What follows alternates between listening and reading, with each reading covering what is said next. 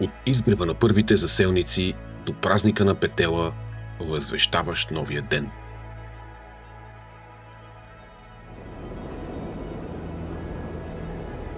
От откритията на братята Шкорпио до най-дългия и просторен плаж в България.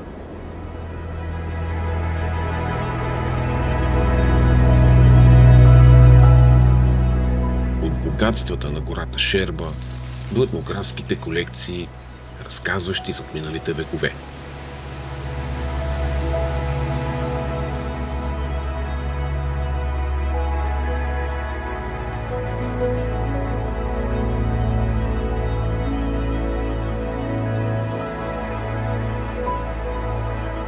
Община Долни Чифлик съчетава по ненаподобим начин древността и културата, природата и цивилизацията, любопитството към миналото с възможността за развитие.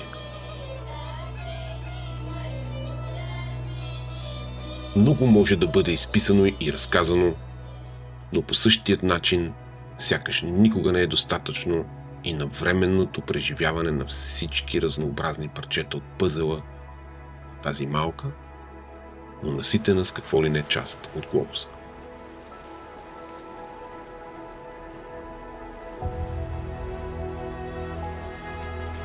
Местност, в която при всяка наша стъпка земята заговаря с нас и отвръща на стъпката, докато не достигнем до вечната, неизменима проповед на морето, където историята отихва и се подновява.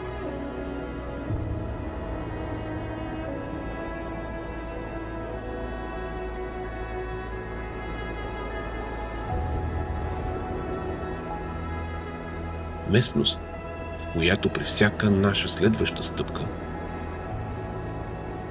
земята откликва и ни позволява да напреднем точно толкова,